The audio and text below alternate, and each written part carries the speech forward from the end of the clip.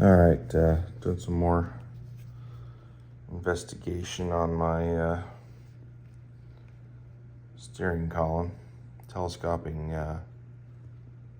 rod, well, this is the rod that goes in here,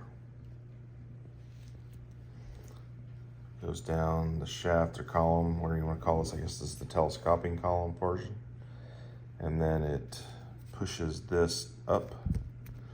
It's got a bevel on the inside where it pushes it up and locks it into place against the inside of that shaft, and you can see it does move a little bit. So I'm just kind of taking this apart so I can clean things up. There's where they tack welded things, so I'm gonna figure out the best way to get that off of there and cleaned up.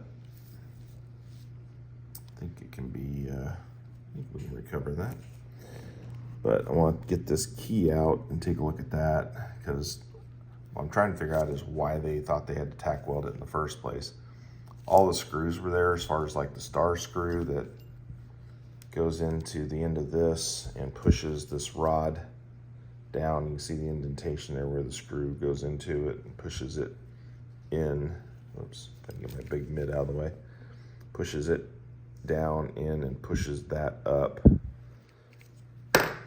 But unless this was stuck or something, because it is a little, it was kind of stuck when I pulled it out, and soaking it with PV black. Okay, now I just got it out.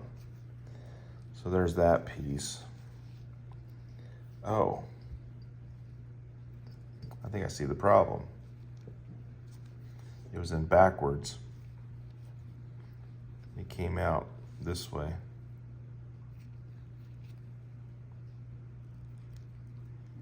And it needs to be in this way, otherwise it won't work. All right, well, that's the problem. Mystery solved. Now we know why they thought they had to tack weld it.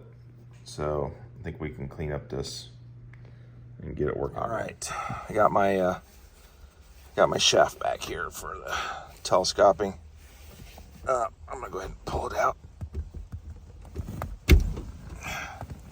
So basically, as you saw in the other video or earlier, when I was looking at this morning and pulling everything apart, once I figured out how everything worked, I had the rod that goes inside, and I had that key. Whoops. And I could not figure out for the life of me why somebody would tack weld that if that key was there and the rod was there and the screw was there, everything was there. That should have locked it in place, but yet they said they couldn't get it locked, so they tack welded it. Where you can see where I had to grind it and smooth it out where the weld was at. So I'll do my best to make a mess of myself.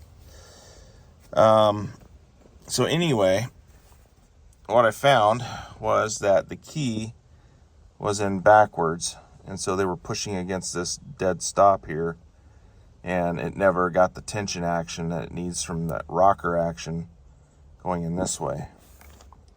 So once I got that in, got the welds all cleaned up, I'm still gonna do another little cleanup on the shaft itself, but basically it will go in. I have to pull the rod out now.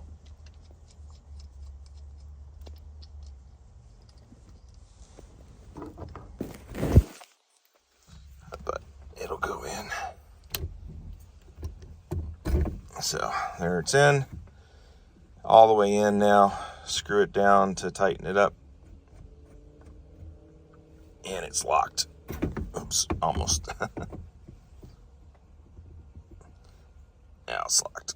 All right, loosen it up, slide it out, tighten it down again, push in, and it's locked.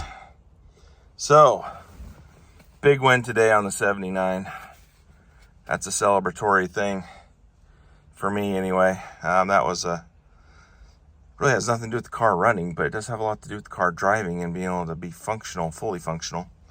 So I'm glad that's taken care of. I'm glad it was something I was able to clean up and fix up at home and not have to do too many things as far as ordering extra parts. I am going to replace, I think that'll clean up, but the plastic piece that I think keeps tension on the spring on the hub was in pieces when I took it apart anyway. It was already in like 2 or 3 pieces, so that needed to be replaced. I'll clean all this stuff up, and yeah, progress.